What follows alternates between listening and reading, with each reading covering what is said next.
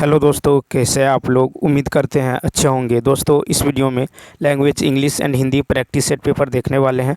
यह वीडियो बिहार शिक्षक भर्ती 2024 के लिए अति महत्वपूर्ण रहने वाला है, तो आप लोग लास्ट तक जरूर बने रहेंगे।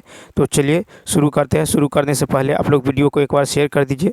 तो चलिए देखते हैं क्वेश्चन नंबर फर्स्ट से। क्वेश्चन नंबर फर्स्ट है, if today is Sunday the day after tomorrow will B. तो इसका जो राइट आंसर होगा ये होगा बी ऑप्शन। क्या होगा? Tuesday. If today is Sunday the day after tomorrow will be Tuesday. ठीक है, तो इसका बी ऑप्शन क्या होगा? राइट होगा। बी ऑप्शन क्या होगा? राइट होगा। अब नेक्स्ट क्वेश्चन की यदि बात करें, क्वेश्चन नंबर देखिए सेकंड है कि select the most appropriate option to fill in the blank. कहता the interviews were slowly becoming impatient as they were left to dot in the waiting room for hours। तो देखिए यहाँ पे जो है क्या होगा? कूल देयर हिल्स, जिसका अर्थ होता है टू बी केप्ट वेटिंग, यानी इंतज़ार करते रहना। तो यहाँ पे सी ऑप्शन क्या होगा? इसका राइट होगा। क्वेश्चन नंबर देखिए थ्री। क्वेश्चन नंबर थ्री है कि how many teeth do an adult have. तो देखिए तीन का राइट आंसर होगा बी ऑप्शन। क्या होगा? 32। तो देखिए total 32 teeth an adult have. Question number four की यदि बात करें, कहता select the incorrectly split word. तो देखिए चार का राइट आंसर हो जाएगा बी ऑप्शन। क्या होगा? B option. तो देखिए यहाँ पे जो है बीनीथ, इसका जो सही स्पेलिंग हो जाएगा ये हो जाएगा BENEATH। क्या होगा? BENEATH। बीनीथ मतलब होता है नीचे। ठीक है, बीनीथ मतलब क्या होता है? तो नीचे होता है। ठीक है, अन्य शब्दों के अर्थ यदि देखें तो बिलीफ मतलब होता है विश्वास। ठीक है, बिलीफ मतलब क्या होता है? तो विश्वास। ठीक है, उसके बाद देखिए बेली मतलब होता है उदर। बेली मतलब क्या होता है? तो बेली मतलब होता है उदर। ठीक है, बेली मतलब उदर होता है। बीलो मतलब होता है चिल्लाना, चीखना। BELLOW। नेक्स्ट क्वेश्चन देखिए, क्वेश्चन नंबर जो है फाइव। क्वेश्चन नंबर फाइव है कि wife's brother is. Question number five है वाइफ्स ब्रदर इज। तो इसका राइट आंसर होगा B option, brother in law. ठीक है, तो wife's brother is brother in law. ठीक है, क्वेश्चन नंबर देखिए सिक्स। क्वेश्चन नंबर सिक्स है, क्वेश्चन नंबर सिक्स की बात करें, a sentence has been given with a blank to be filled with an appropriate word, choose the correct alternative. कहता be it a chat or a refreshing lemonade. Lemon is the need lemon is the need of the are in dot summers. तो six का right answer हो जाएगा आपको A option हो जाएगा। क्या होगा? SCORCHING। ठीक है, तो देखिए SCORCHING समर का अर्थ होता है झुलसाने वाली गर्मी। ठीक है, अतः क्या होगा? इसका राइट आंसर ए ऑप्शन होगा। ठीक, क्वेश्चन नंबर देखिए सिक्स। क्वेश्चन नंबर सिक्स का राइट आंसर क्या होगा? A option. ठीक है, उसके बाद देखिए अन्य शब्दों के अर्थ, जैसे फ्रीजिंग मतलब होता है जमाने वाला। फ्रीजिंग मतलब क्या होता है? तो फ्रीजिंग मतलब होता है जमाने। ठीक है, जमाने वाला। ठीक है, उसके बाद देखिए उसके बाद है ALLEVIATING। ठीक है, इसका अर्थ क्या होता है? इसका अर्थ होता है शांत करने वाला। क्या होता है? शांत करने वाला। ठीक है, शांत करने वाला। और BANGING इसका अर्थ होता है तेज आवाज़ के साथ। Question number seven. Question number seven है कि select the appropriate meaning of the idiom given in bold. Their friendship lasted without a cloud to he end of his life. तो सेवन का राइट आंसर हो जाएगा आपको C option. क्या होगा? C option. देखिए विदाउट अ क्लाउड इडियम होता है बिना कठिनाई या बिना परेशानी के, यानी विदाउट ट्रबल। इसका सी ऑप्शन होगा। नेक्स्ट क्वेश्चन देखिए, question number eight. Question number eight है कि words written on tomb. Words written on tomb. तो इसका राइट आंसर होगा इपिताफ, यानी बी ऑप्शन। क्या होगा? इपिताफ यानी कब्र पर खोद कर लिखा गया। ठीक है, वर्ड्स रिटेन ऑन टोम उसको कहते हैं इपिताफ। ठीक है, अन्य शब्दों के यदि देखिए अर्थ, जैसे है इपिथेट। इपिथेट मतलब होता है विशेषण या पद। ठीक है, क्या होता है? विशेषण, विशेषण, विशेषण या फिर क्या होता है? तो पद होता है। ठीक है, और इपिग्राफ की यदि बात करें, इपिग्राफ मतलब होता है आपको प्रतिमा पर लिखा गया लेख। ठीक है, इपिग्राफ। और उसके बाद देखिए सोलिलोकी, इसका अर्थ होता है स्वागत, स्वागत कथन क्रिया की। ठीक है, स्वागत कथन की क्रिया। क्वेश्चन नंबर नाइन देखिए, क्वेश्चन नंबर नाइन है, क्वेश्चन नंबर नाइन है हिंदी दाता शब्द का स्त्रीलिंग क्या है? देखिए दाता शब्द का स्त्रीलिंग क्या है, तो बी ऑप्शन दात्री। दाता शब्द का स्त्रीलिंग दात्री होता है। दानी शब्द पुल्लिंग है। संज्ञा के जिस रूप से व्यक्ति या वस्तु की नर या मादा जाति का बोध होता है उसे व्याकरण में लिंग कहते हैं। संज्ञा प्राणीवाचक या अप्राणीवाचक होते हैं। उसके बाद देखिए आकारांत विशेषण स्त्रीलिंग में इकारांत हो जाता है, ठीक है, जैसे अच्छा तो अच्छी। क्वेश्चन 10, इनमें से सामान्य वर्तमान काल का उदाहरण कौन सा है? तो 10 का राइट आंसर होगा डी ऑप्शन। क्या होगा? D option. तो देखिए वे प्रतिदिन नहाते हैं तथा वह कल कोलकाता जाता है। यह सामान्य वर्तमान काल का उदाहरण है। सामान्य वर्तमान काल क्रिया का वह रूप जिससे यह पता चलता है कि क्रिया वर्तमान काल में हो रही है। क्रिया का वह रूप जिसे वर्तमान काल में कार्य की पूर्ण सिद्धि का बोध होता है उसे पूर्ण वर्तमान काल कहते हैं। क्रिया का वह रूप जिससे यह पता चलता है कि क्रिया वर्तमान काल में हो रही है उसे तात्कालिक वर्तमान कहते हैं। संभाव्य वर्तमान काल द्वारा वर्तमान काल में कार्य के पूरा होने की संभावना रहती है। Question number 11। क्वेश्चन नंबर 11 है कि इनमें से कौन सा वाक्य शुद्ध है? B option. मोहन सुबह ही पटना चला गया, ठीक है, मोहन सुबह ही पटना चला गया। समान अर्थ वाले दो शब्दों या विपरीत अर्थ वाले शब्दों के एक साथ प्रयोग होने तथा एक ही शब्द की पुनरावृत्ति पर वाक्य अशुद्ध हो जाता है। वाक्यों का सही क्रम में नहीं होने से भी वाक्य अशुद्ध हो जाती है। लिंग वचन कारक का सही प्रयोग नहीं होने से भी जो है और सही सर्वनाम एवं क्रिया का प्रयोग न होने से वाक्य अशुद्ध हो जाता है। क्वेश्चन नंबर देखिए 12। क्वेश्चन नंबर 12 है कि मोहन एक शालीन लड़का है। इस वाक्य में शालीन शब्द क्या है? तो देखिए 12 का राइट आंसर हो जाएगा आपको सी ऑप्शन, गुणवाचक विशेषण, ठीक है। तो मोहन एक शालीन लड़का है, इस वाक्य में शालीन शब्द गुणवाचक विशेषण है। अर्थ की दृष्टि से क्रिया विशेषण के 5 भेद है। गुणवाचक क्रिया विशेषण से व्यक्ति या वस्तु के गुण, दोष, रंग, आकार, अवस्था, स्थिति आदि का बोध होता है।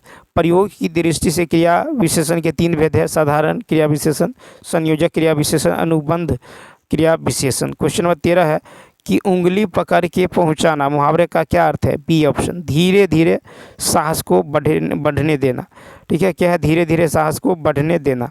उधेर बुन में पड़ना मुहावरे का अर्थ है सोच विचार में पड़ना। उधार खाए बैठना मुहावरे का अर्थ है प्रतीक्षा में रहना। उड़ती खबर मुहावरे का अर्थ है अफवाह फैलाना। उर्वशी होना मुहावरे का अर्थ है प्रिय होना। क्वेश्चन नंबर नेक्स्ट देखिए। क्वेश्चन नंबर नेक्स्ट है निम्नलिखित में से किस वाक्य में भाववाच्य हैं? तो बी ऑप्शन, सर्दियों में रोज नहाया नहीं जाता।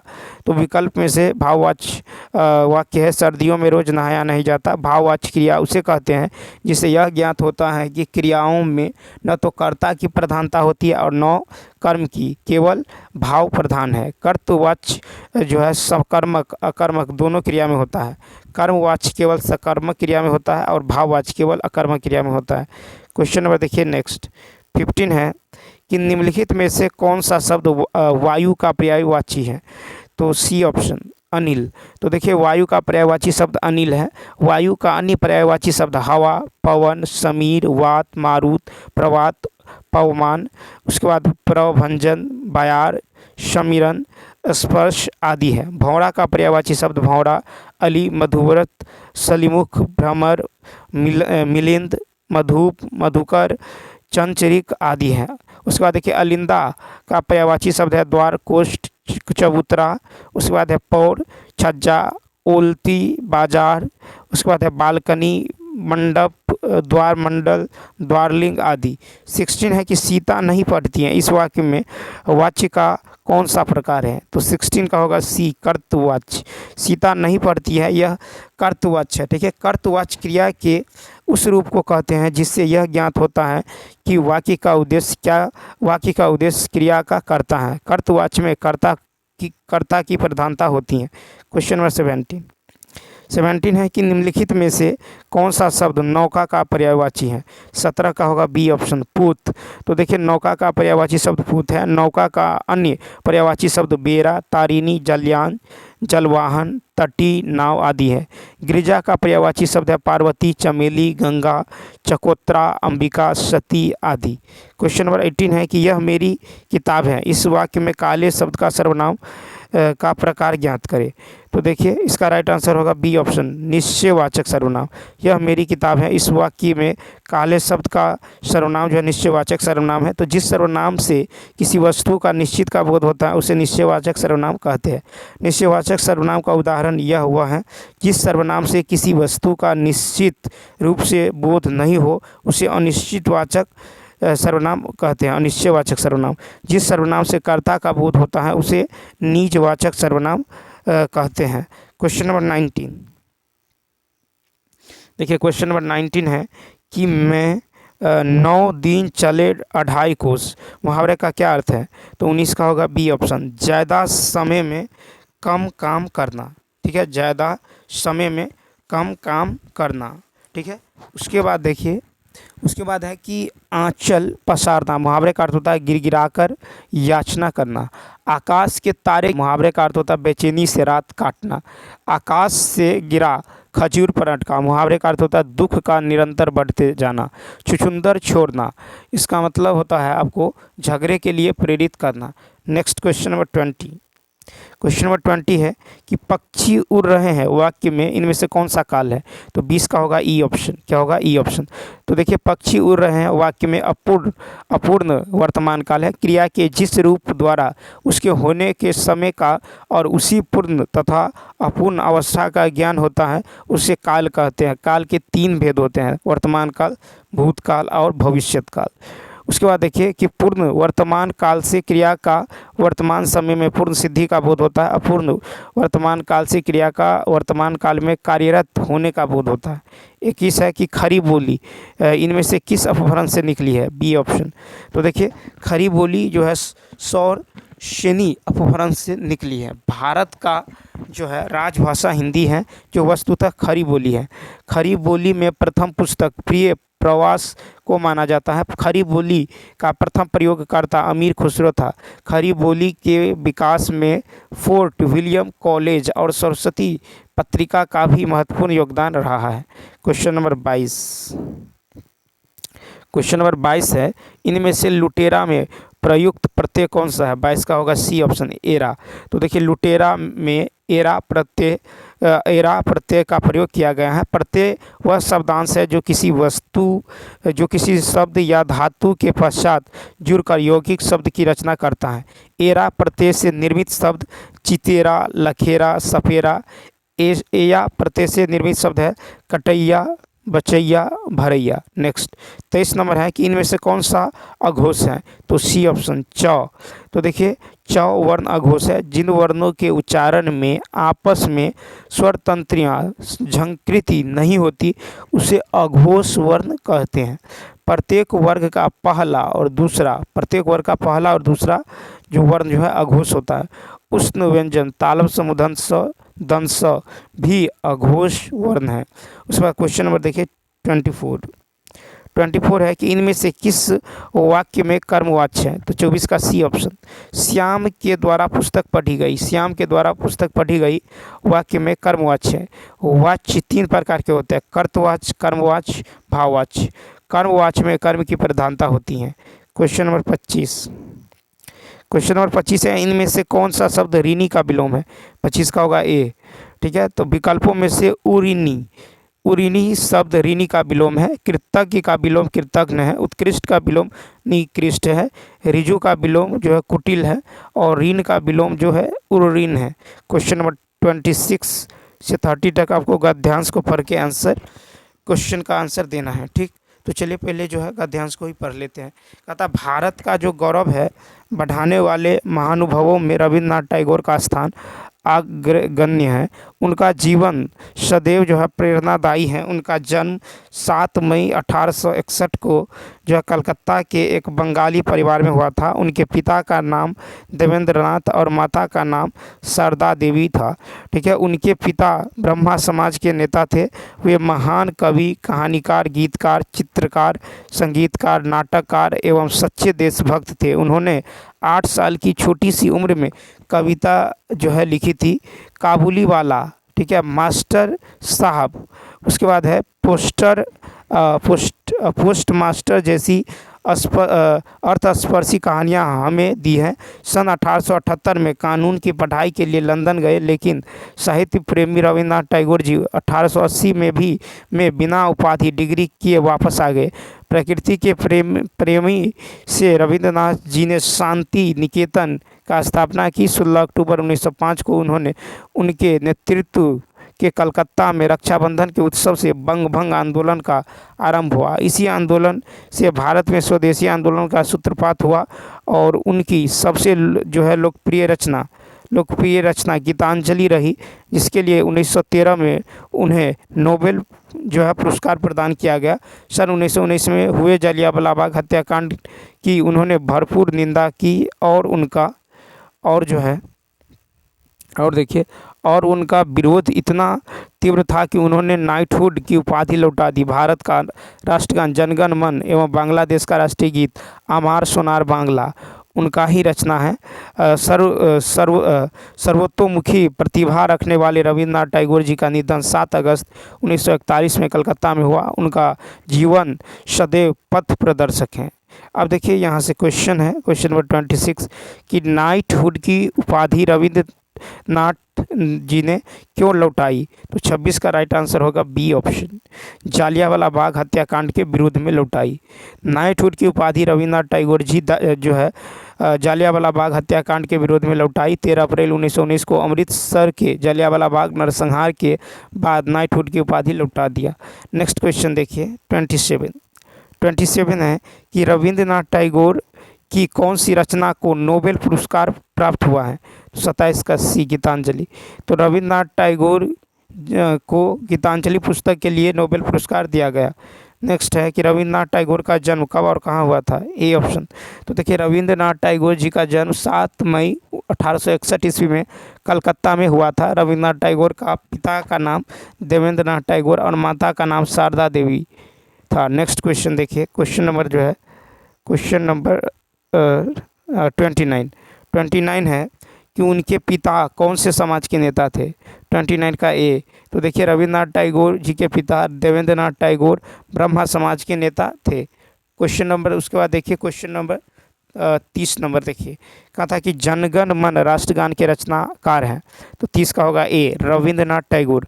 तो क्या होगा? जनगण मन राष्ट्रगान के रचनाकार रविन्द्रनाथ टैगोर जी हैं। ठीक है, रविन्द्रनाथ टैगोर जी हैं। अब चलिए देखते हैं नेक्स्ट जो है, नेक्स्ट देखिए यहाँ से जो है अन्य प्रैक्टिस सेट पेपर देखेंगे, तो आप लोग लास्ट तक जरूर बने रहेंगे। देखिए नेक्स्ट है कि select the most appropriate antonym of the given word. यहाँ पे है डिले। देखिए डिले क्या है? नाउन है। डिले क्या है? नाउन है। इसका अर्थ होता है देर करना। क्या होता है? देर करना। ठीक है, तो इसका जो राइट आंसर होगा, इसका जो है एंटोनिम हो जाएगा आपको एडवांस। एडवांस मतलब होता है आगे। एडवांस मतलब क्या होता है? तो एडवांस मीन्स होता है आगे। उसके बाद कॉन्टीन्यूअस हो सकता है, यानी जारी रखना। अन्य शब्दों के अर्थ देख लीजिए, जैसे होल्ड मतलब होता है रोकना। ठीक है, पोस्टपोन मतलब होता है टालना, और स्ट्रिक्ट मतलब होता है पाबंदी लगाना। क्वेश्चन नंबर नेक्स्ट देखिए, क्वेश्चन नंबर 2 है कि select the most appropriate option to fill in the blank. कहता है electric gates make ours course ... तो 2 का राइट आंसर होगा बी ऑप्शन। क्या होगा? बी ऑप्शन, यानी कॉन्वेनियंट। तो देखिए इलेक्ट्रिक गेट्स ने घरेलू कार्यों को सुविधाजनक या आसान बना दिया है। ठीक है, सुविधाजनक या अथवा आसान के लिए यहाँ पे CONVENIENT शब्द को चुना जाएगा, तो इसलिए इसका बी ऑप्शन राइट होगा। क्वेश्चन नंबर देखिए 3 कहता है कि teachers day is celebrated on. तो 3 का राइट आंसर होगा ई ऑप्शन। क्या होगा? E option. तो देखिए teachers day is celebrated on 5 सितंबर। ठीक है, अब देखिए क्वेश्चन नंबर जो होगा 4। क्वेश्चन नंबर 4 है India's first prime minister was. तो 4 का राइट आंसर होगा बी ऑप्शन। तो देखिए India's first prime minister was Pandit Jawaharlal Nehru. ठीक है, तो इसका बी ऑप्शन क्या होगा? राइट होगा। क्वेश्चन नंबर देखिए 5। क्वेश्चन नंबर 5 है, देखिए क्वेश्चन नंबर 5 है कि select the most option that can be used as one word substitute for the given group of words. क्या था? फीलिंग और स्विंग, एक्सट्रीम टायर्डनेस। तो 5 का होगा सी ऑप्शन। क्या होगा? C option. तो देखिए फीलिंग और शोइंग एक्सट्रीम टायर्डनेस मतलब होगा WEARY, इसका मतलब होता है थका हुआ। ठीक है। अन्य शब्दों के अर्थ यदि देखें, ड्राउजी, ड्राउजी मतलब होता है निद्रालु। क्या होता है? निद्रालु। ठीक है। ड्राउजी मतलब होता है निद्रालु। ठीक है। उसके बाद देखिए नर्वस मतलब होता है घबराया हुआ, और विटेलाइज्ड मतलब होता है आपको ऊर्जान्वित किया हुआ।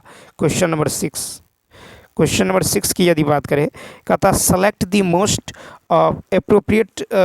Appropriate synonym of the given word, जिसे है ट्रांसिएंट। तो यह जो है क्या है? एडजेक्टिव है। क्या है? एडजेक्टिव है। और इसका जो अर्थ होता है ये होता है क्षणिक। क्या होता है? तो क्षणिक। ठीक है। क्षणिक या फिर अल्पकालिक। ठीक है। क्षणिक या अल्पकालिक। तो इसका सिनोनिम हो जाएगा टेम्पररी, यानी सी ऑप्शन टेम्पररी। उसके बाद ट्रांजिटरी। उसके बाद हो जाएगा आपको इफेमेरल। ठीक है। अल्पकालीन ETC। उसके बाद देखिए ट्रैप मतलब होता है जाल या जाल में फंसाना। ठीक है। उसके बाद ट्रांसफॉर्म मतलब होता है परिवर्तन करना। ट्रांसफॉर्म मतलब परिवर्तन करना। उस क्या होता है? परिवर्तन करना। और ट्रांसमिट मतलब है प्रसारित करना। क्वेश्चन नंबर देखिए 7। क्वेश्चन नंबर 7 है कि क्वेश्चन नंबर 7 है select the most appropriate option to fill in the blank. कहता it is very difficult for her to. तो देखिए 7 का राइट आंसर होगा ए ऑप्शन। क्या होगा? Keep a secret. ठीक है। तो यहाँ पे जो है सही एक्सप्रेशन होगा to keep a secret. It is very difficult for her to keep a secret. Question number 8, देखिए क्वेश्चन नंबर 8 है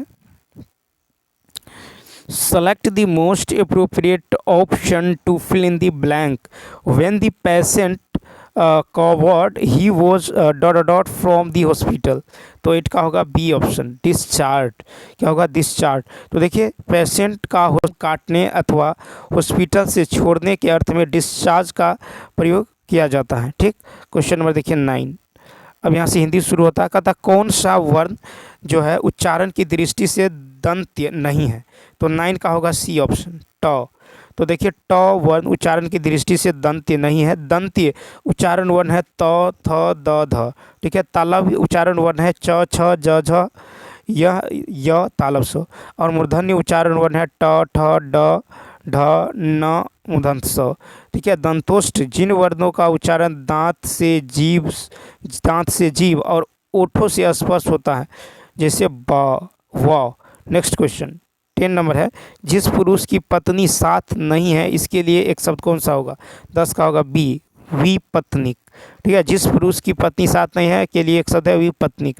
जिस पुरुष की पत्नी मर चुकी हो उसके लिए एक शब्द है विधुर। ठीक है। जिस महिला का पति मर चुका हो उसके लिए एक शब्द है विधवा। ठीक है। जो नायक नायिका से विमुक्त होने पर दुखी हो उसके लिए एक शब्द है आपको वियोगी। वह स्त्री जिसका पति दूसरा विवाह कर ले उसके लिए एक शब्द है आपको अधेयुढ़ा। Next question. अब देखिए क्वेश्चन नंबर 11 है कि पलंग शब्द का तत्सम कौन सा होगा। तो सी ऑप्शन। तो देखिए पलंग शब्द का तत्सम होगा पर्यक। पलंग जो है फारसी भाषा का शब्द है। तत्सम शब्द का संधि विच्छेद तत्व जोड़ सम होता है जिसका अर्थ होता है एक समान।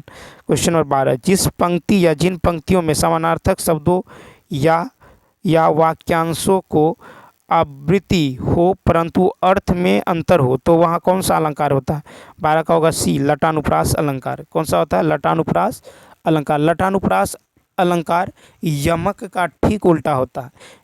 इसमें जो है इसमें मात्र शब्दों की आवृत्ति न होकर तात्पर्य मात्र के भेद से शब्द और अर्थ दोनों की आवृत्ति होती है। लटानुप्रास अलंकार का उदाहरण है पंकज तो पंकज, मृगांक भी मृगांक री प्यारी, मिली न तेरे सुख की उपमा, देखी वसुधा सारी। क्वेश्चन नंबर देखिए 13। कहता त्रिभुवन शब्द में कौन सा समास है। त्रिभुवन शब्द में कौन सा समास है। तो 13 का राइट आंसर होगा सी ऑप्शन द्विगु समास। तो त्रिभुवन शब्द में द्विगु समास है। द्विगु समास का प्रथम पद संख्यावाचक होता है और अंतिम पद संज्ञा होता है। द्विगु समास का उदाहरण है त्रिफला, त्रिभुज, चौराहा, नवग्रह, पंचवटी अठन्नी। कर्मधारी का प्रथम पद विशेषण और दूसरा विशेष्य अथवा संज्ञा होता है। कर्मधारी समास का उदाहरण है महाकवि, ठीक है, पीत सागर, महावीर और नराधम। क्वेश्चन नंबर है नेक्स्ट, तालव्य महाप्राण अघोष व्यंजन वर्ण का उदाहरण कौन सा है? तो 14 का होगा बी 6। तो देखिए तालव्य महाप्राण अघोष व्यंजन वर्ण का उच्चारण है 6। जिन वर्णों का उच्चारण तालु और जीभ के स्पर्श से होता है, ठीक है, तालव्य वर्णों के अंतर्गत हर्ष ई, दीर्घ ई, च, छ, ज, झ, य, तालव स। जिन वर्णों के उच्चारण में जो है हकार की जैसी ध्वनि रहती है उसे महाप्राण व्यंजन कहते हैं। प्रत्येक वर्ग का दूसरा, चौथा वर्ण और अष्टम व्यंजन वर्ण महाप्राण के अंतर्गत आते हैं। क्वेश्चन नंबर 15 है कि मूर्धन्य महाप्राण अघोष व्यंजन वर्ण का उदाहरण कौन सा है? 15 का होगा बी ठ। तो मूर्धन्य महाप्राण अघोष व्यंजन वर्ण का उदाहरण ठ है। मूर्धन्य जिन वर्णों का उच्चारण मूर्धा और जीभ के स्पर्श से होता है, तो मूर्धन्य वर्ण है आपको री, ट, ठ, ड, ढ, न, ल और मूर्धन्य स। मुख्य के 6 भाग होता है, इन्हीं 6 भागों से वर्णों का उच्चारण होता है। क्वेश्चन नंबर 16 कहता है कि शायद आज आप ज़्यादा व्यस्त हैं। इस वाक्य में शायद किस प्रकार का विशेषण है? 16 का होगा ए परिमाण वाचक विशेषण। शायद आज आप ज़्यादा व्यस्त हैं, इस वाक्य में ज़्यादा परिमाण वाचक विशेषण है। परिमाण वाचक जिससे परिमाण का बोध होता है। परिमाण वाचक विशेषण के 5 उपभेद हैं, ठीक है। पर्याप्ति बोधक जैसे बस, केवल, काफ़ी, चाहे। तुलना बोधक जैसे और, अधिक, कम, कितना, इतना। क्रम बोधक जैसे क्रम से, यथाक्रम, थोड़ा थोड़ा। अभिक्य बोधक जैसे खूब, बिल्कुल, भारी, बहुत। और न्यूनता बोधक जैसे जरा, थोड़ा, कुछ, लगभग। क्वेश्चन नंबर 17 देखिए, क्वेश्चन नंबर 17 की यदि बात करें तो कहता है आलोक का विलोम शब्द क्या है? C option तिमिर। आलोक का विलोम है तिमिर। लोक का विलोम शब्द परलोक है। ज्वलन का विलोम है शमन। और तीक्ष्ण का विलोम है कुंद, ठीक है। बरबोला का विलोम शब्द है गुमसुम। क्वेश्चन नंबर 18 हिंदी वर्णमाला में स्वरों की संख्या? C option 11। हिंदी वर्णमाला में स्वरों की संख्या 11। हिंदी वर्णमाला में स्वर अ, आ, हर्षी, दीर्घी, हर्षु, दुर्गु, उ, री, ए, ऐ, ओ, औ, ठीक है। हिंदी में कुल 52 वर्णमाला है। हिंदी में कुल 52 वर्णमाला है। स्पर्श व्यंजनों की संख्या 25 है। अंतस्थ व्यंजनों की संख्या 4 है। उत्तम व्यंजनों की संख्या 4 है। द्विगुण व्यंजन की संख्या 2 है। अयोगवाह की संख्या 2 है। अनुस्वार और विसर्ग। क्वेश्चन नंबर 19 देखिए, क्वेश्चन नंबर 19 है कि जिन पंक्तियों में एक शब्द या शब्द समूह उनके अनेक बार आए किंतु उनका अर्थ प्रत्येक बार भिन्न हो, तो वहाँ कौन सा अलंकार होता है? तो 19 का राइट आंसर होगा ए ऑप्शन यमक अलंकार। तो जिन पंक्तियों में एक शब्द या शब्द समूह अनेक बार आए किंतु उनका अर्थ जो है प्रत्येक बार भिन्न हो, तो वहाँ यमक अलंकार होता है। शब्द और अर्थ की शोभा बढ़ाने वाले अलंकार के अर्थ अलंकार होते हैं। अलंकार के मुख्यतः 2 भेद है, एक होता है शब्दालंकार, दूसरा होता है अर्थालंकार। इसके अतिरिक्त कहीं कहीं अलंकार में शब्द और अर्थ दोनों का रज्जन होता है, ठीक है। उसे उभयालंकार के रूप में जाने जाते हैं। शब्दालंकार 3 भेद है, अनुप्रास, यमक और श्लेष। क्वेश्चन नंबर देखिए 20। क्वेश्चन नंबर 20 है कि जो दंड पाने योग्य हो, इस वाक्यांश के लिए एक शब्द कौन सा होगा? 20 का होगा सी दंडनीय। जो दंड पाने योग्य हो, इस वाक्यांश के लिए सही शब्द है दंडनीय। जिसके पास देने के लिए कुछ भी ना हो, उसके लिए एक शब्द है अकिंचन। जो क्षमा पाने योग्य है, उसके लिए एक शब्द है क्षम्य, ठीक है। तीनों लोगों को जानने वाला एक के लिए एक शब्द है त्रिकालज्ञ। नेक्स्ट क्वेश्चन 21 कहता कौन सा शब्द उपमा का पर्यायवाची शब्द नहीं है? ए ऑप्शन खाद। तो खाद उपमा का पर्यायवाची शब्द नहीं है। उपमा का अन्य पर्यायवाची शब्द तस्बीह, समता, सादृश्यता, जोड़, साम्य आदि है। खाद्य का पर्यायवाची शब्द है आपको भक्षण, आहार्य, खुराक, भोजन, भोज्य सामग्री, आहार आदि। क्वेश्चन नंबर 22 देखिए, क्वेश्चन नंबर 22 है कि चमरी जाय पर दमरी न जाए। इस लोकोक्ति का अर्थ सी ऑप्शन बहुत कंजूस होना। चमरी जाए पर दमरी न जाए, लोकोक्ति का अर्थ होता है बहुत कंजूस होना। बंदर बाट, मुहावरे का अर्थ होता है किसी वस्तु के वितरण के घोर अनियमितता। हाथ कंगन को आरसी क्या, लोकोक्ति का अर्थ होता है प्रत्यक्ष को प्रमाण क्या। ठीक है। भागते भूत की लंगोटी भली, लोकोक्ति का अर्थ होता है बचे हुए धन को अधिक समझाना। ठीक है, समझना। उसके बाद देखिए क्वेश्चन नंबर 23 है कि इनमें से किस शब्द की वर्तनी शुद्ध है। 23 का होगा ए ऑप्शन, तिरस्कार। ठीक है, तो तिरस्कार शब्द अनदेखी करना, उपेक्षा करना, अस्वीकार करना और घृणा करना, ये अर्थ है। ठीक है। क्वेश्चन नंबर 24 देखिए। क्वेश्चन नंबर 24 है कि गरुड़ का पर्यायवाची शब्द इनमें से कौन सा है। ए ऑप्शन, तो गरुड़ का पर्यायवाची शब्द है खगेश। ठीक है। गरुड़ शब्द अन्य पर्यायवाची शब्द है पत्रगारी, उड़गरी। ठीक है, हरियाण, वात ने, खगपति, सुपर्ण, विषमुख आदि। क्वेश्चन नंबर 25, दांत गिनना मुहावरे का क्या अर्थ है। बी ऑप्शन, उम्र पता लगाना। दांत गिनना मतलब होता है मुहावरे का अर्थ उम्र पता लगाना। दांत पीसना मुहावरे का अर्थ है क्रोध प्रदर्शित करना। दांत निपोरना मुहावरे का अर्थ है गिड़गिड़ाना। दांत से दांत बजाना मुहावरे का अर्थ होता है बहुत जारा पड़ना। ठीक है। दांत पीस कर रह जाना मुहावरे का अर्थ होता है क्रोध पी कर रह जाना। क्वेश्चन नंबर 26 देखिए, 26 से 30 तक जो है आपको गद्यांश को पढ़ के क्वेश्चन का आंसर देना है। कहता भारत ने स्वाधीनता प्राप्त करने के बाद अनेक क्षेत्रों में महत्वपूर्ण उपलब्धियां प्राप्त की हैं। जब हम स्वतंत्र हुए तो उस समय हमारी स्थिति अच्छी नहीं थी। ठीक है, सरकारी प्रयासों से काफ़ी सुधार हुआ है, परंतु अभी भी एक ऐसा क्षेत्र है जिसमें हम अभी तक कुछ विशेष नहीं कर पाए हैं। वह क्षेत्र है खेलों का है। ठीक है, इससे बड़ी विडंबना और क्या हो सकती कि वर्षों से हम ओलंपिक में जो है एकाध स्वर्ण पदक भी नहीं जीत पाए। दुनिया के छोटे छोटे अविकसित निर्धन राष्ट्र के प्रतिभागी भी खेल कूद के क्षेत्र में हमसे आगे निकल गए हैं। ठीक है, कभी हॉकी का विशेष चैंपियन रहने वाला भारत आज इस खेल में अपनी प्रतिष्ठा खो चुका है। खेलों में गिरते स्तर के लिए कौन जिम्मेदार है। एक और सरकार उदासीन दोषपूर्ण सरकारी नीतियां हैं, तो दूसरी और विभिन्न खेल संघों की गुटबाजी, खिलाड़ियों के लिए सुविधाओं एवं प्रशिक्षण का सर्वत्र अभाव या कुछ और भी प्रतियोगियों में भाग लेकर खाली हाथ लौटने पर सभी एक दूसरे को दोषी बताते हैं। कारण चाहे जो भी हो, इतना तय है कि खेल कूद को राष्ट्रीय सम्मान का पर्याय नहीं मानते। अभाव प्रतिभागियों का नहीं, अभाव है तो लगन का, प्रोत्साहन का, संकल्प का और मुंहतोड़ जवाब बने वाले जीवट का। अब देखिए यहाँ से क्वेश्चन है कि गद्यांश का उपयुक्त शीर्षक हो सकता है। 26 का बी ऑप्शन, खेलों का गिरता स्तर।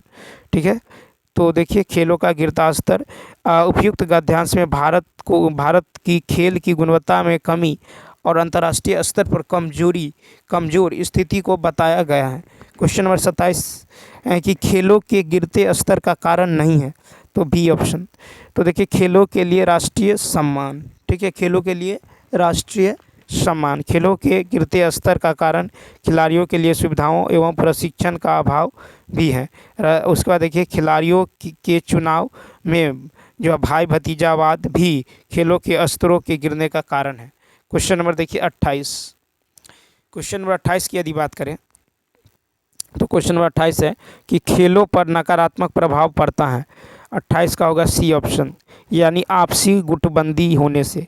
ठीक है, खेलों पर नकारात्मक प्रभाव आपसी गुटबंदी होने पर पड़ता है। खेल में जीत सामूहिक प्रयास का परिणाम होता है। 29 है कि गद्यांश के अनुसार राष्ट्र की उपलब्धियों में नहीं है, तो देखिए 29 का राइट आंसर होगा सी ऑप्शन, खेल।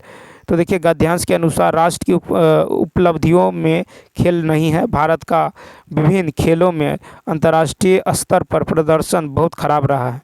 क्वेश्चन नंबर 30, खेलों में निर्धन राष्ट्र भी हमसे आगे निकल गए हैं क्योंकि वहाँ तो इसका होगा सी ऑप्शन। खेलों को राष्ट्र सम्मान, तो खेलों में निर्धन राष्ट्र भी हमसे आगे निकल गए हैं, क्योंकि वहाँ खेलों को राष्ट्र सम्मान से जोड़ा जाता है। खिलाड़ियों को खेलों को राष्ट्र सम्मान से जोड़कर देखना चाहिए। खिलाड़ियों को निरंतर अभ्यास करना चाहिए, जिससे सफलता लगातार जो है बना रहे। ठीक है, जिससे सफलता क्या रहे, लगातार बना रहे। ठीक है, उसके बाद चलिए देखते हैं अन्य प्रैक्टिस सेट। तो आप लोग लास्ट तक जरूर बने रहेंगे, तो एक बार वीडियो को शेयर कर दीजिए। चलिए देखते हैं नेक्स्ट। अब देखिए नेक्स्ट है, डायरेक्शन है कि fill in the blanks with appropriate words from the given option. कहता है कि Benny had finished cooking when the visitors dot dot dot. तो देखिए इसका जो राइट आंसर होगा ये हो जाएगा एक का सी ऑप्शन। क्या होगा, एक का सी ऑप्शन, इंटर्ड। तो देखिए जब एक क्लाउज पास्ट परफेक्ट टेंस में हो तो दूसरा क्लाउज पास्ट इंडेफिनिट टेंस में होना चाहिए, अतः ENTERED सही शब्द होगा। ठीक है, क्वेश्चन नंबर देखिए नेक्स्ट है कि चूज द करेक्ट स्पेलिंग। तो दू का राइट आंसर होगा ए ऑप्शन। क्या होगा, दू का ए ऑप्शन। तो देखिए सही स्पेलिंग है NECENECESSARY। ठीक है, नेसेसरी मतलब होता है आवश्यक। क्या होता है, आवश्यक। ठीक है, नेसेसरी मतलब होता है आवश्यक। क्वेश्चन नंबर 3 है, select the synonym of the given word. Select the synonym of the given word, VAIN, when. अब देखिए वेन जो है इसका अर्थ होता है व्यर्थ। क्या होता है, व्यर्थ, बेकार। ठीक है, वेन मतलब होता है व्यर्थ, बेकार। इसके सिनोनिम हो जाएगा आपको यूजलेस। ठीक है, फर्टाइल और वर्थलेस। तो 3 का होगा सी ऑप्शन, यूजलेस। वेन का अर्थ होता है व्यर्थ, बेकार, सिनोनिम्स हो जाएगा यूजलेस। ठीक है, फर्टाइल, उसके बाद वर्थलेस। क्वेश्चन नंबर 4 है कि डाउटर इज। तो 4 का राइट आंसर होगा बी, ग्रांड डाउटर।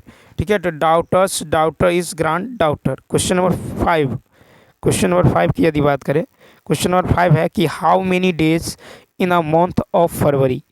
तो 5 का राइट आंसर होगा डी ऑप्शन। क्या होगा, डी ऑप्शन। तो देखिए देयर आर टोटल 28 और 29 days in the month of February. ठीक है, तो फरवरी जो है 28 से 29 दिन का होता है। क्वेश्चन नंबर 6 देखिए, क्वेश्चन नंबर 6 की यदि बात करें, 6 है कि person works in the palace of prime minister is. तो 6 का राइट आंसर होगा A option, deputy prime minister. देखिए person works in the palace of prime minister is deputy prime minister. Question number 7 है, इडियम्स है कि by fits and starts means. तो 7 का right answer होगा C option, irregularly. By fits and starts यानी अनियमित रूप से, यानी आयरेगुलरली, इरेगुलरली कह सकते हैं। नेक्स्ट क्वेश्चन नंबर देखिए 8। क्वेश्चन नंबर नेक्स्ट है 8 है कि डायरेक्शन है कि fill in the blanks with appropriate words from the given option. He got two wickets before play was interrupted by the rain. तो देखिए यहाँ पे जो 8 का राइट आंसर होगा ये हो जाएगा ए ऑप्शन। क्या होगा, ए ऑप्शन, यानी he had taken 2 wickets before play was interrupted by the rain. ठीक है, बिफोर का प्रयोग जो है कंजंक्शन के रूप में होने पर इसके पहले के क्लाउज में पास्ट परफेक्ट टेंस का प्रयोग करना चाहिए और बाद के क्लाउज में पास्ट इंडेफिनिट टेंस का यूज करना चाहिए। नेक्स्ट क्वेश्चन नंबर 9 देखिए, क्वेश्चन नंबर 9 जो है यहाँ से हिंदी शुरू होता है। देखिए निरोग में संधि है, तो निरोग में संधि है ए ऑप्शन, विसर्ग संधि। निरोग का संधि विच्छेद है निहजो रोग। ठीक है, विसर्ग के साथ स्वर या व्यंजन के मेल से जो विकार होता है उसे विसर्ग संधि कहते हैं। 10 है, अधर शब्द का अर्थ नहीं है। तो बी ऑप्शन, ऊपरी ओठ। अधर शब्द का जो है अर्थ ऊपरी ओठ नहीं है। अधर शब्द का अर्थ है अंतरिक्ष। ठीक है, क्या है, अंतरिक्ष, पाताल, नीचे का ओठ आदि। अधर शब्द का अन्य पर्यायवाची शब्द है अंबर, आकाश, गगन, फलक, व्योम, शून्य, अर्श आदि। ठीक है, क्वेश्चन नंबर 11 की यदि बात करें, देखिए क्वेश्चन नंबर 11 है संसार शब्द का संधि विच्छेद क्या है। 11 का होगा ए ऑप्शन, समजोरसार। संसार का संधि विच्छेद है समजोरसार। संसार में व्यंजन संधि है, व्यंजन के साथ व्यंजन या स्वर का मेल होने से जो विकार होता है उसे व्यंजन संधि कहते हैं। संसार का संधि विच्छेद समजोरसार। संयोग का है समजोर योग। उसके बाद देखिए स्वयंवर का है स्वयं जोर वर, और संरक्षा का है समझोर रक्षा। क्वेश्चन नंबर 12 है देशज शब्द है तो लोटा, ठीक है, देशज शब्द लोटा है, तो देशज शब्द का अर्थ है देश में जन्मा हुआ शब्द, ठीक है, जो बोलचाल तथा देश की अन्य भाषाओं में से संग्रहित हैं, जैसे बेटा, लोटा, रोटी, दाल, पैसा, लकड़ी, दारू, धुआं, झाड़ू, चूड़ी, पड़ोसी आदि, ठीक है। उसके बाद देखिए आल्पिन पुर्तगाली शब्द है, कैंची तुर्की शब्द है, नीलाम पुर्तगाली शब्द है। क्वेश्चन नंबर 13 है जिंदगी शब्द है, तो जिंदगी 13 का होगा बी विदेशी, जिंदगी शब्द है विदेशी। जिंदगी फारसी शब्द का जिंदगी जो है फारसी भाषा का शब्द है। 14 शुद्ध शब्द छांटिए, 14 का होगा सी कृतज्ञ, ठीक है। कृतज्ञ शब्द जो है क्या शुद्ध है, कृतज्ञ जो किए गए उपकारों को नहीं मानता है, कृतज्ञ जो किए गए उपकारों को मानता है। क्वेश्चन नंबर 15 है मैं यह काम मैं आप कर लूँगा, पंक्तियों में आप है 15 का बी निजवाचक सर्वनाम। यह काम मैं आप कर लूँगा उपरोक्त पंक्ति में जो है ये आप निजवाचक सर्वनाम है, ठीक। संज्ञा के स्थान पर जिन शब्दों का प्रयोग किया जाता है उसे सर्वनाम कहते हैं निजवाचक, और व्यवहारिक आधार पर सर्वनाम के निम्नलिखित 6 भेद है पुरुषवाचक सर्वनाम, निजवाचक सर्वनाम, प्रश्नवाचक सर्वनाम, संबंधवाचक सर्वनाम, निश्चयवाचक सर्वनाम, अनिश्चयवाचक सर्वनाम। 16 है कि नासिक के व्यंजन है, तो ए ऑप्शन म नासिक के व्यंजन है म। जिन व्यंजनों के उच्चारण में वायु नासिक मार्ग से निकलती हैं नासिक व्यंजन कहलाते हैं। उदाहरण र, य, न और म। अब उसके बाद क्वेश्चन नंबर 17 है कि कमल का स्त्रीलिंग बताएं, तो 17 का सी ऑप्शन कमलिनी, ठीक है, कमल का स्त्रीलिंग होगा कमलिनी। क्वेश्चन नंबर 18 देखिए, कहता कृष्ण का विलोम शब्द है, तो बी ऑप्शन शुक्ल, कृष्ण का विलोम शब्द शुक्ल है। समाचीन का विलोम शब्द सर्वाचीन है। विशाल का विलोम शब्द तुच्छ है। पतला का विलोम शब्द मोटा है। क्वेश्चन नंबर 19 की यदि बात करें तो देखिए 19 है कि नाक पर गुस्सा मुहावरे का अर्थ कौन सा है, तो 19 का होगा ए ऑप्शन तुरंत क्रोध। नाक पर गुस्सा मुहावरे का अर्थ है तुरंत क्रोध। वाक्य में प्रयोग उसके बाद देखिए नाक कट जाना प्रतिष्ठा नष्ट होना, नाक काटना बदनाम करना, नाक में दम करना परेशान करना, नाक तक पानी आना मुहावरे का अर्थ है असहाय हो जाना, नाक रगड़ना मुहावरे का अर्थ है दीनतापूर्वक प्रार्थना करना, नाक पर सुपारी तोड़ना यानी बहुत तंग करना। क्वेश्चन नंबर 20 अंगारों पर लौटना मुहावरे का अर्थ, तो देखिए 20 का जो राइट आंसर होगा ए ऑप्शन क्या होगा ईर्ष्या में व्यथी होना, ठीक है, व्यथित होना। तो अंगारों पर लौटना मुहावरे का अर्थ है ईर्ष्या में व्यथित होना या कष्ट सहना, दुख सहना, ठीक है। उसके बाद देखिए क्वेश्चन नंबर 21 सरल वाक्य किस भेद के अंतर्गत आता है, 21 का सी ऑप्शन रचना की दृष्टि से किए गए भेद के अंतर्गत, ठीक है। सरल वाक्य रचना की दृष्टि से किए गए भेद के अंतर्गत आता है। रचना के आधार पर वाक्य 3 प्रकार के होते हैं, सरल वाक्य, मिश्र वाक्य, संयुक्त वाक्य।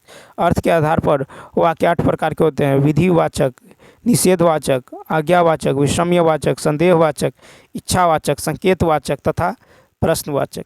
22 है, क्वेश्चन नंबर 22 है कि सामग्री का पुल्लिंग क्या है, ठीक है। सामग्री का पुल्लिंग क्या है, सी ऑप्शन सम्राट। सामग्री का पुल्लिंग सम्राट है। साम्राज्य का अर्थ होता है एक विशाल राज्य जिसके अधीन अनेक छोटे छोटे राज्य या देश हो। तो ऐसा कि मैंने यह काम कर लेना चाहिए वाक्य में अशुद्ध है क्या है, तो ए ऑप्शन मैंने, ठीक है। तो देखिए यहाँ पे जो है मैंने क्या है अशुद्ध है, वाक्य का शुद्ध रूप होगा कि मुझे यह काम कर लेना चाहिए। क्वेश्चन नंबर देखिए 24 है निम्नलिखित में से शुद्ध वाक्य है, 24 का होगा ए ऑप्शन हमारे शिक्षक प्रश्न करते हैं, तो शुद्ध वाक्य होगा हमारे शिक्षक प्रश्न करते हैं। क्वेश्चन नंबर 25 है कि निम्नलिखित में से एक पत्थर का पर्यायवाची नहीं है, तो 25 का सी पसम, तो पत्थर का पर्यायवाची नहीं है पसम। स्तर, उपल, पाहन, पाषाण, ओला, इंद्रपोल आदि। पसम का अर्थ होता है बहुत बढ़िया और मुलायम ऊन। नेक्स्ट क्वेश्चन 26 से 28 तक आपको कथा दिए गए गद्यांश पर आधारित प्रश्न है और इसको पढ़ के आंसर देना है। तो देखिए कथा कबीर ने समाज में रहकर समाज का बड़े समीप से निरीक्षण किया है। समाज में फैले बाह्यडंबर, भेदभाव, सांप्रदायिकता आदि का उन्होंने जो है पुष्ट प्रमाण लेकर ऐसा दृढ़ विरोध किया है कि किसी की हिम्मत नहीं हुई जो उनके अकाट्य तर्कों को काट सके। कबीर का व्यक्तित्व इतना ऊंचा था कि उनके सामने टिक सकने की हिम्मत किसी में नहीं थी। इस प्रकार उन्होंने समाज तथा धर्म की बुराइयों को निकालकर जो सबके सामने रखा, ऊंचा नाम रखकर संसार को ठगने वालों के नकली चेहरों को सबको दिखाया और दीन दलितों को ऊपर उठाने उपदेश देकर अपने व्यक्तित्व को सुधार कर सबके सामने जो है एक महान आदर्श प्रस्तुत कर सिद्धांत का निरूपण किया है। कर्म, सेवा, अहिंसा तथा निर्गुण मार्ग का प्रसार किया है। कर्मकांड तथा मूर्ति पूजा का विरोध किया है। अपनी उसके बाद देखिए कि अपनी जो है क्वेश्चन नंबर उसके बाद सॉरी यहाँ पे जो है अपनी सखियों, रमणियों तथा शब्दों को बोलचाल की भाषा में रचकर सबके सामने एक विशाल ज्ञान मार्ग खोला। इस प्रकार कबीर ने साम्यवादी दृष्टिकोण अपनाया और कथनी करनी की एकता पर बल दिया। वे महान जो है युग दृष्टा, समाज सुधारक तथा महान कवि थे। उन्होंने हिंदू मुस्लिम के बीच समन्वय की धारा प्रवाहित कर दोनों को ही जो शीतलता प्रदान की। क्वेश्चन नंबर 26 है। अब 26 है कि कबीर के सामने कोई नहीं टिक पाता था क्योंकि कबीर, तो 26 का सी ऑप्शन, क्योंकि कबीर का व्यक्तित्व बहुत ऊंचा था। नेक्स्ट 27 है कि कबीर ने विरोध किया ए ऑप्शन, आचरणहीन ढोंगियों का। ठीक है, आचरणहीन ढोंगियों का कबीर ने समाज में फैले आचरणहीन ढोंगियों का खुलकर विरोध किया। नेक्स्ट है संत कबीर ने प्रशस्त किया, तो 28 का ए ऑप्शन, ज्ञान मार्ग का। ठीक है, तो ज्ञान मार्ग का जो है क्या है, ज्ञान मार्ग का जो है कबीर जी ने प्रशस्त किया है। मूर्ति पूजा का जो पुरजोर विरोध किया है। क्वेश्चन नंबर 29 है कि निम्नलिखित में से किस वाक्य में भाववाच्य है। 29 का बी ऑप्शन, मुझसे हंसा नहीं जाता। ठीक है, इसमें क्या है, भाववाच्य क्रिया उसे कहते हैं जिससे यह ज्ञात होता है कि क्रियाओं में न तो कर्ता की प्रधानता होती है और न कर्म की, केवल भाव की प्रधानता होती है। क्वेश्चन नंबर 30 की करें तो कहा कि हम लोग सिनेमा देखने जाएंगे। इस वाक्य में हम लोग सर्वनाम का कौन सा प्रकार है। 30 का ए ऑप्शन, पुरुषवाचक सर्वनाम। ठीक है, हम लोग सिनेमा देखने जाएंगे, इस वाक्य में हम लोग पुरुषवाचक सर्वनाम है। जिस शब्द का प्रयोग संज्ञा के बदले होता है उसे सर्वनाम कहते हैं। सर्वनाम के 6 भेद होते हैं, पुरुषवाचक सर्वनाम, निश्चयवाचक, अनिश्चयवाचक सर्वनाम, संबंधवाचक सर्वनाम, प्रश्नवाचक सर्वनाम, निजवाचक सर्वनाम। पुरुषवाचक सर्वनाम के 3 भेद होते हैं। पुरुषवाचक सर्वनाम के 3 भेद होते हैं, उत्तम पुरुष, मध्यम पुरुष और अन्य पुरुष। तो चलिए दोस्तों, इस वीडियो में इतना ही। यदि यह वीडियो अच्छा लगा हो तो लाइक, शेयर और सब्सक्राइब करना न भूलें। साथ ही साथ कमेंट करके बताइए यह वीडियो आपको कैसा लगा। तो चलिए मिलते हैं नेक्स्ट वीडियो में। Thanks for watching.